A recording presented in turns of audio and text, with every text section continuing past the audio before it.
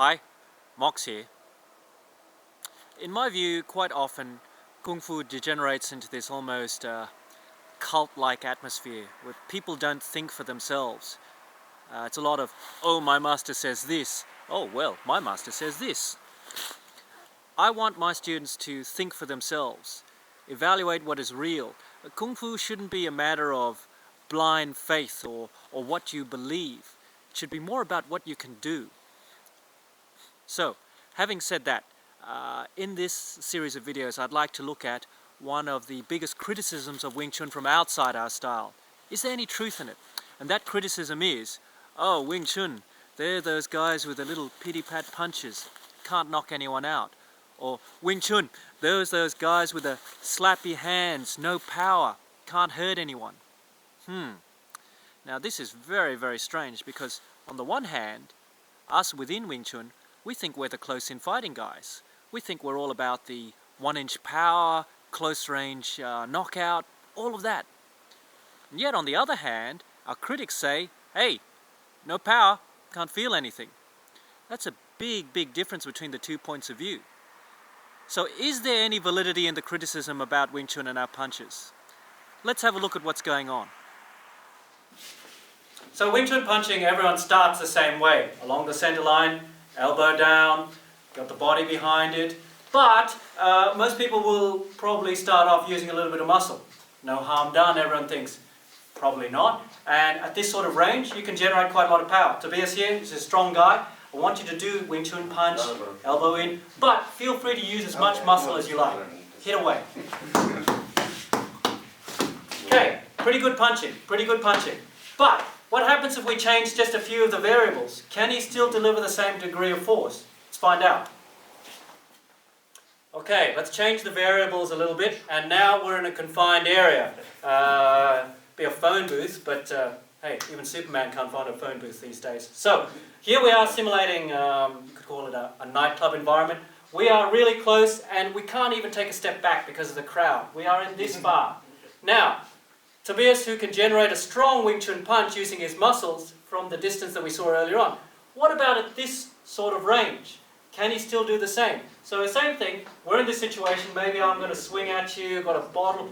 So I'm swinging, and you're going to punch along the center line, you hit me, but you're using a muscular Wing Chun punch from this range, right? Go ahead.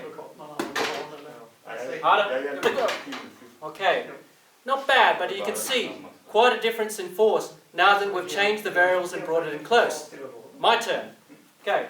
From here, same sort of range, I'm here, but I'm going to relax and do the same sort of punch.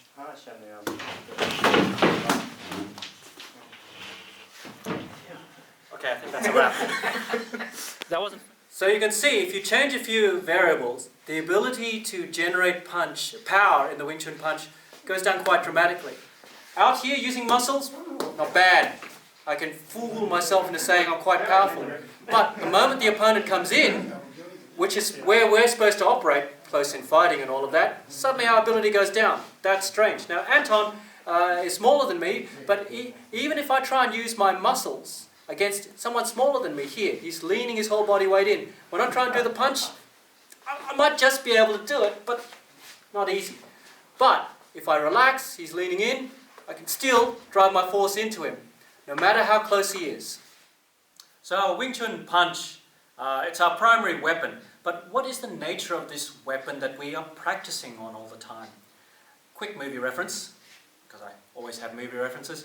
The Hunt for Red October. Sean Connery, aka Captain Marco Ramius, he discovers that somebody has fired a torpedo at his submarine. Counterintuitively, he turns his own submarine at the torpedo and quickly closes the range. Why? Because he understands the nature of that weapon. It has an effective range. It only becomes deadly after a certain range. So he closes inside that range, weapon has no impact on his submarine. What has that got to do with Wing Chun? Well, if you are practicing your Wing Chun punch and you are following, let's say 90% of the theory, elbow in, punch along the center line, but you're using some muscle.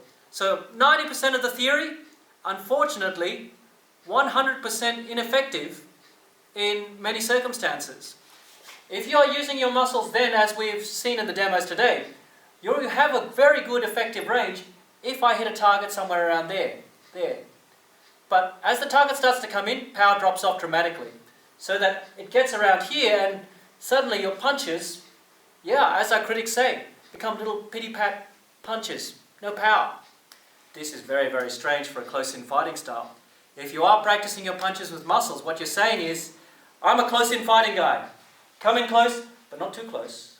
I prefer you to stay there, if you don't mind. This is not how a fight works. Ideally, unless you're going to make a profession out of punching pads, you're going to have to deal with an opponent who's shifting around, coming in, especially if he senses that I'm vulnerable in close, he's going to come in. If I can't deliver power from here, big trouble for me. So, this is how we should practice. Rather than thinking of your weapon as a torpedo or anything else, I choose to think of it more like a bullet from a gun. The moment the bullet is fired from the gun, it is deadly. It doesn't matter if it's just leaving the barrel or it's all the way out here. It's deadly all the way out because I'm relaxed. My intention is to deliver force. I will deliver force. You cannot stop it because I am controlling it, not through my muscles, but through my mind. Punch straight out. Now, this is the problem why sometimes people say Wing Chun punches can lack power when it shouldn't. When we start adding the chain punch, continuous punching, then I think the problems even get worse. But let's look at that next video.